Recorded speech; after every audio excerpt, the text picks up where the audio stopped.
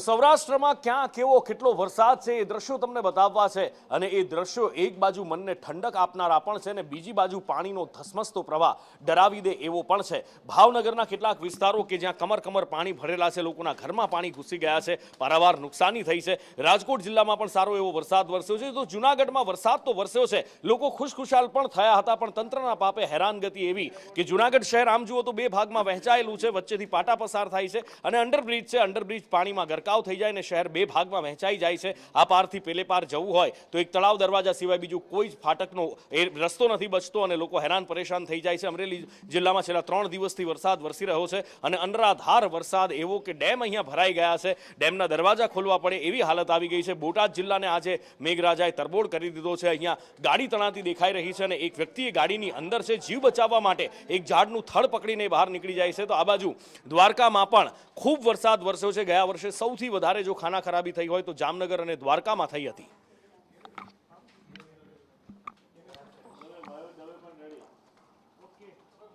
ભાવનગરથી મારી સાથે હિરેન રાવલ અને મયુર દવે બંને જોડાઈ ચૂક્યા છે અને ભાવનગરના હાલ કેવા બેહાલ થઈ ગયા છે માત્ર 2 દિવસના વરસાદની અંદર।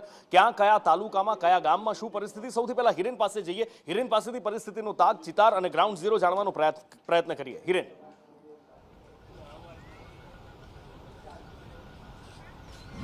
તો ગઈકાલે સવારથી જે વરસાદ શરૂ થયો છે એમાં મોટે ભાગે અમરેલીના તાલુકાઓની અંદર જે વરસાદ થયો છે અને એ વરસાદનું પાણી સીધું શેત્રુંજી જે ડેમ છે એની અંદર આવવાના કારણે માત્ર 24 કલાકની અંદર જ અત્યાર સુધીમાં પહેલી વખત એવું થયું હશે કે સિઝનમાં પહેલી જ વખત, અને એ પણ માત્ર 24 કલાકમાં શેત્રુંજી ડેમ છે પોતાનો સંપૂર્ણ 34 ફૂટની સપાટી વટાવી અને અત્યારે તમામ 59 દરવાજા 2 ફૂટ ખોલી અને પાણી નદીની અંદર છોડવામાં આવી રહ્યું છે।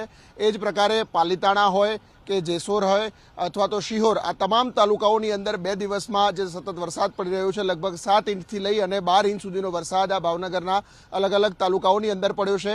શેત્રુંજી સિવાયના જે અન્ય જળાશયો આવેલા છે આ ભાવનગર જિલ્લાની અંદર, એ તમામ જળાશયો છે તે સંપૂર્ણ ભરાઈ ચૂક્યા છે અને તમામમાંથી પાણી છોડવામાં આવી રહ્યું છે।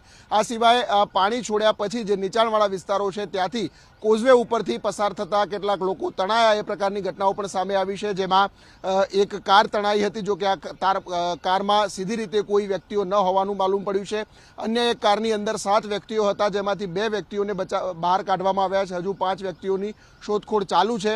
સરકારે પણ આ તમામ પરિસ્થિતિને ધ્યાનમાં રાખી એનડીઆરએફની એક ટીમ છે તે ભાવનગર ખાતે સ્ટેન્ડ બાયમાં મૂકી છે, બીજી એક ટીમ બોટાદ ખાતે મોકલવામાં આવી છે, જેથી કરીને હજુ પણ હવામાન વિભાગની આગાહી છે અને ઉપરવાસમાં ભારે વરસાદ થાય તો આ પરિસ્થિતિમાં પૂરની સ્થિતિનું નિર્માણ થઈ શકે છે, કારણ કે 2 દિવસથી પડેલા વરસાદને કારણે મોટે ભાગના જળાશયો અને નદી નાળા જે છે તે ભરાયેલા છે અને હજુ વરસાદ પડે તો ક્યાંક પૂરનું નિયંત્રણ કંટ્રોલમાં રાખવા માટે રાહત અને બચાવ માટે આ ટીમો જે છે તે એડવાન્સમાં સ્ટેન્ડ બાય રાખવામાં આવી રહી છે। હજુ પણ આગામી 3 થી 4 દિવસ સુધી ભાવનગરની અંદર હવામાન વિભાગે એલર્ટ જાહેર કરેલું છે અને એટલા જ માટે એસઈઓસી એટલે કે સ્ટેટ ઇમરજન્સી કંટ્રોલ સેન્ટર ઉપરથી પણ ભાવનગર, અમરેલી, બોટાદ અને દક્ષિણ ગુજરાતના કેટલાક જિલ્લાઓમાં સતત નજર રાખવામાં આવી રહી છે। મારી સાથે કુમાર શુક્લા લાઈવ જોડાયા છે। કુમાર, 3 દિવસથી જાણે મહુવાનો વારો લીધો છે। આ ચોમાસાની શરૂઆત પહેલી જ ઇનિંગ એવી ધમાકેદાર કે મહુવા અને એની આસપાસના આખો પંથક પાણી થઈ ગયો હતો। અત્યારે તમને જોઈ રહ્યા છીએ મેં તમારી પાછળ જાણે કે ઉઘાડ નીકળ્યો હોય એવું લાગી રહ્યું છે। થોડી રાહત અત્યારે દેખાઈ રહી છે, પણ નદી પાછળથી ઉફાણ મારતી દેખાઈ રહી છે જતી। શું પરિસ્થિતિ છે અત્યારે, કયા ગામમાં ક્યાં કેટલી નુકસાની, અને એની સાથે સારો વરસાદ છે તો ડેમમાં પણ સારી એવી પાણીની આવક થઈ હશે, ખુશી પણ જોવા મળી રહી હશે?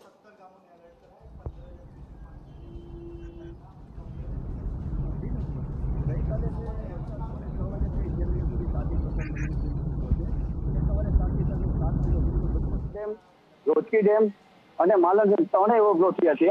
આપ પાછળ જોઈ શકો છો કે માલણ નદી જે છે જે માલણ ડેમ ઉપર આવેલી છે એ નદી પર ઉપર પાણી આવેલું હતું અને માલણ નદીના જે પાણી જે છે તે ગામમાં ઘૂસી ચૂક્યા હતા અને નીચાણવાળા વિસ્તારોમાં પણ પાણી ઘરમાં ઘૂસ્યા હતા, જેમાં 250 જેટલા મકાનમાં પાણી અંદર ઘૂસી ચૂક્યા હતા। તેની અંદર 250 મકાનોમાં જે પાણી ઘૂસ્યા હતા તેમાં ઘરની સામગ્રી બધી તણાઈ ગઈ હતી અને 5 મકાનો ધરાશયી થયા હતા। આ પરિસ્થિતિ નોર્મલ છે, પણ હજી ઉપરથી પાણી ડેમમાં આવક સતત ચાલુ છે અને પાણી સતત નદીમાં વહી રહ્યું છે। જી નોંધ બિલકુલ અત્યારે પાણી જબરજસ્ત પાણીનું વહેણ પણ જોવા મળી રહ્યું છે, નદીઓ ગાંડી તૂર બની રહી છે. કુમાર, તલગા જરડા પણ ગઈકાલે આપણે જોયું કે ડૂબી ગયું હતું. એની સાથે સાથે બીજા ઘણા બધા એવા ગામો હશે કે જે અત્યારે સંપર્ક વિહોણા થયા હશે, જેનો સંપર્ક કરવાનો પ્રયત્ન કરવામાં આવી રહ્યો હશે.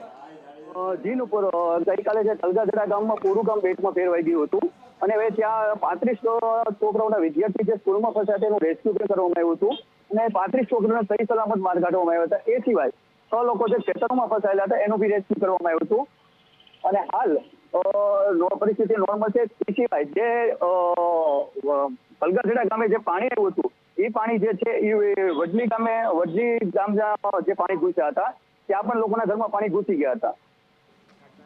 હિરેન અને કુમાર, આ બંનેનો આભાર આ માહિતી માટે. ગ્રાઉન્ડ ઝીરો પરથી આપની પાસેથી વધુ માહિતી